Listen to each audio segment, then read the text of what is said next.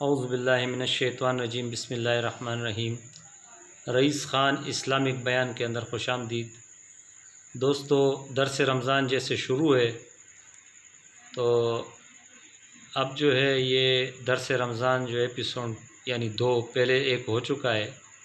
انشاءاللہ رمضان شریف کے بارے میں یہ باتیں ہوں گی، تو آپ سب دوستوں سے گزارش ہے کہ اس کو لائک کریں، شیئر کریں اور ہمارے اس چینل کو سبسکرائب کریں۔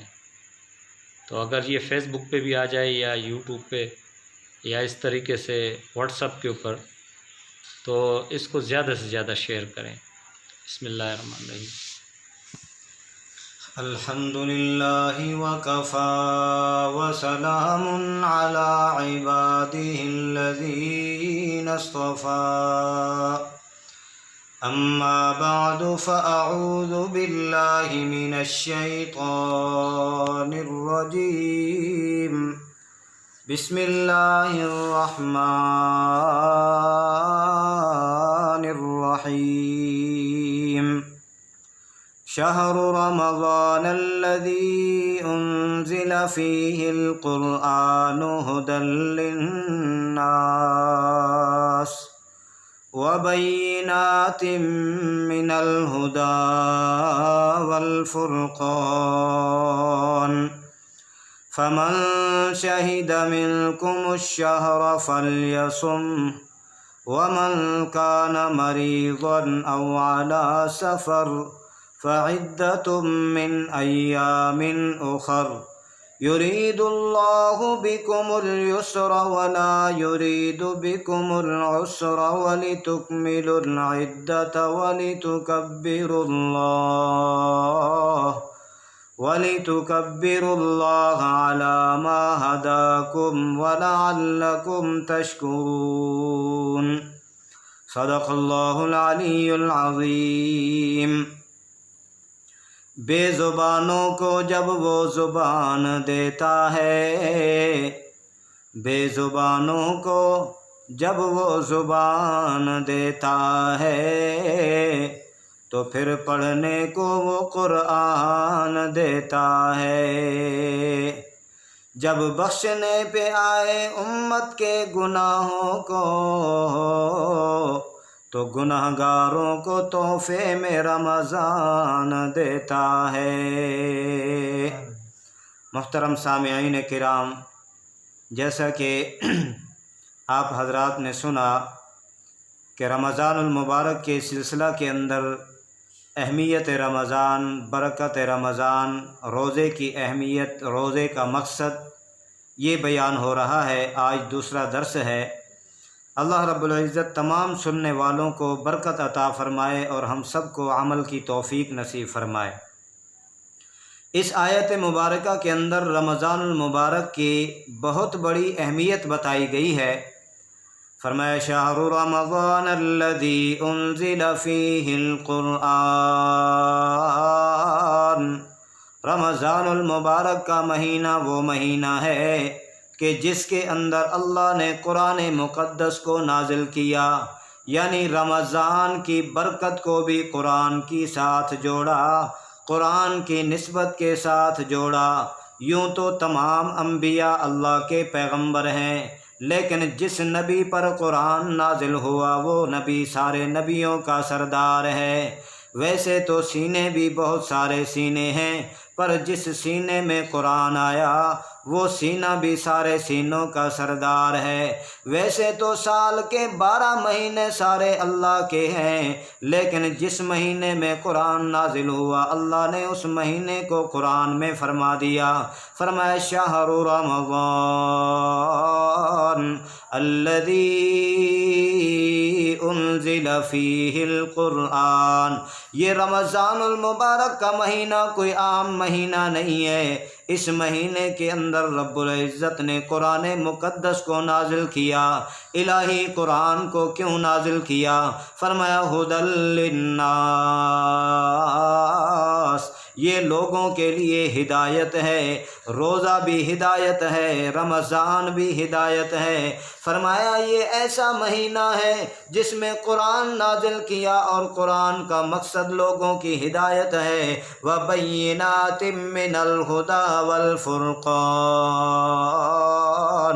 دنیا کی کوئی کتاب سمجھ آتی ہے، کوئی نہیں آتی، کوئی آدھی سمجھ آتی ہے، کوئی آدھی نہیں آتی، لیکن اللہ فرماتے ہیں یہ قرآن ایسی کتاب ہے، اس نے تو حق و باطل کے درمیان وضاحت کر دی ہے، اس میں جناب والا جھوٹ اور سچ کے درمیان وضاحت کر دی ہے، اس نے مذہب اسلام اور کفر کے درمیان میں وضاحت کر دی ہے۔ آگے پھر روزے کا حکم آیا، فرمایا جس تیرے امتی کو یہ مہینہ نصیب ہو جائے، فَمَنْ شَهِدَ مِنْكُمُ الشَّهْرَ فَلْيَصُمْهُ، جس کو یہ مہینہ نصیب ہو جائے اسے چاہیے کہ روزہ رکھے۔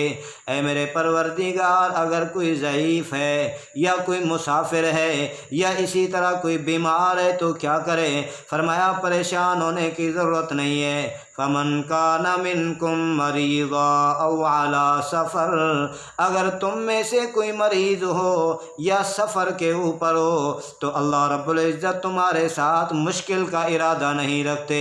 فَعِدَّةٌ مِّنْ أَيَّامٍ أُخَرَ، اللہ پاک فرماتے ہیں باقی دنوں کے اندر اگر بیمار ہو، جب تمہیں شفا مل جائے تو روزہ رکھ لو، مسافر ہو سفر سے واپس آ جاؤ تو پھر روزے کو قضا کر لو۔ قرآن مقدس کی اس آیت کریمہ سے جو پچھلی آیت کریمہ ہے اس کے اندر پہلے یہ مسئلہ بیان ہوا کہ جس کو رمضان کا مہینہ ملے وہ روزہ رکھے، اگر نہ روزہ رکھ سکے تو اللہ کا قرآن فرماتا ہے کہ وہ فدیہ دے۔ اب وہ فدیہ کیا ہے؟ اس وقت جو ہے وہ اتنی زیادہ سختی نہیں تھی، لیکن اس آیت نے اس حکم کو منسوخ کر دیا۔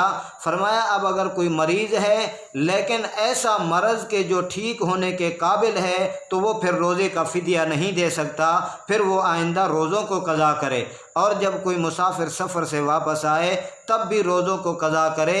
اب ویسے بالفرض والمحال اگر کوئی آدمی اتنا مریض ہے کہ اس کا مرض بڑھتا ہی جا رہا ہے، جس طرح کوئی زیادہ شوگر کے مریض ہوتے ہیں، یا اسی طرح کوئی ایسا مرض ہے کہ آدمی روزہ رکھے تو مرض بڑھنے کا خطرہ ہے، یا پھر اسی طرح موت کا خطرہ ہے، تو فرمایا اس کے لیے فدیہ ہے۔ اب وہ فدیہ کیا ہے؟ فدیہ صرف قرآن نے یہ بتایا ہے کہ جتنا صدقہ فطر یعنی 2 کلو گندم یا آٹا یا اس کی قیمت جو ہے، یہ ایسے مریض کے لیے جس کا مرض ٹھیک ہونے کا نام ہی نہیں لیتا تو یہ اس کا فدیہ ہے۔ ورنہ باقی لوگوں کے لیے فرمایا کہ فَعِدَّةٌ مِّنْ أَيَّامٍ أُخَرَ، باقی ایام کے اندر تم روزے کو رکھو، اس لیے یرید اللہ بکم اليسر، اللہ تمہارے ساتھ آسانی والا معاملہ کرنا چاہتے ہیں، ولا یرید بکم العسر، اللہ تمہارے ساتھ مشکل نہیں کرنا چاہتے، سختی نہیں کرنا چاہتے، اس لیے کہ وَلِتُكْمِلُوا الْعِدَّةَ، تاکہ تم اس عدت کو پورا کر لو، رمضان کے روزوں کو پورا کر لو، 30 کو پورا کر لو۔ اور فرمایا جو تمہیں رمضان دیا، قرآن دیا اور روزہ عطا فرمایا اس لیے روزہ دیا کہ وَلِتُكَبِّرُوا اللَّهَ، اللہ نے جو تمہیں انعام دیے ہیں، چاہے وہ رمضان کی صورت میں ہے، چاہے وہ قرآن کی صورت میں ہے، چاہے وہ روزے کی صورت میں ہے، چاہے وہ تراویح کی صورت میں ہے، اللہ فرماتے ہیں میں تو یہ چاہتا ہوں کہ وَلِتُكَبِّرُوا اللَّهَ، تم اللہ کی بڑائی بیان کرتے رہو اس پر کہ عَلَىٰ مَا هَدَاكُمْ، اس نے تمہیں ہدایت دی ہے روزہ رکھنے کی، اس نے تمہیں ہدایت دی ہے نماز پڑھنے کی، اس نے تمہیں ہدایت دی ہے تراویح پڑھنے کی، اور رمضان المبارک کے اندر تہجد پڑھنے کی، قرآن کی تلاوت کرنے کی۔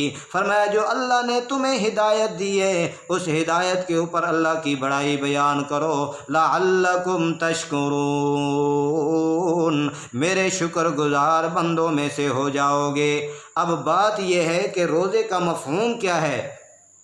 روزے کا مفہوم، روزہ کی مذہبی تاریخ، روزہ کی حقیقت، ایام روزہ کی تجدید، روزہ کے معذورین کے احکامات، آخر میں روزے کے مقصد کو بیان فرمایا، اور نمبر 1 آخری بات یہ ہے کہ لِتُكَبِّرُوا اللَّهَ عَلَى مَا هَدَاكُمْ، تاکہ تم خدا کی ہدایت جو کی ہے اللہ نے تمہیں، اس کے اوپر اس کی بڑائی کو بیان کرو، اور بڑائی صرف اور صرف اللہ ہی کی ہوتی ہے۔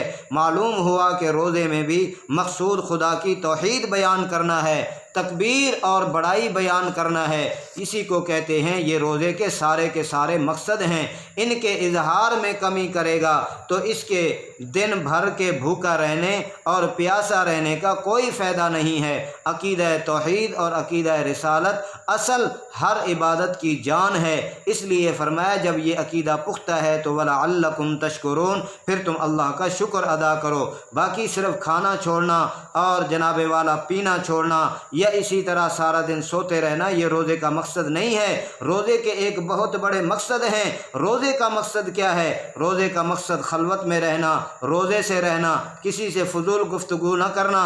ہاں جب انسان روزہ رکھتا ہے اور خلوت میں جاتا ہے تو حضرت موسیٰ علیہ السلام 40 دن روزے سے رہے اور خلوت میں رہے، اللہ نے انعام میں تورات عطا فرما دی۔ حضرت عیسیٰ علیہ السلام 40 روز خلوت میں رہے، اللہ نے انجیل عطا فرما دی۔ میرے اور آپ کے پیارے پیغمبر حضرت محمد الرسول اللہ صلی اللہ علیہ وسلم 30 روز غار حرا کے اندر خلوت میں رہے، اللہ نے قرآن عطا فرما دیا۔ ان آیات بینات سے معلوم ہوا کہ روزہ اپنے اندر بہت سے مقاصد اور روحانی علاج رکھتا ہے جن کو اپنانا اور پورا کرنا ہر مسلمان کا دینی فریضہ ہے۔ روزہ رکھنا کوئی تفریحی عمل یا صحت کو اچھی کرنے کا نسخہ نہیں ہے، بلکہ روزہ رکھنا مسلمان کا دینی فریضہ ہے۔ اس کے بغیر اس کی زندگی مولا کی مرضی کے مطابق ہو ہی نہیں سکتی، سلیقہ پیدا ہو ہی نہیں سکتا۔ مولا کی مرضی اور مولا کی پسند ہی مومن کی حقیقی معراج ہے۔ اللہ ہم سب کو اس حلاوت سے مالا مال فرمائے، اللہ ہم سب کو عمل کی توفیق نصیب فرمائے۔ وآخر دعوانا ان الحمد للہ رب العالمین۔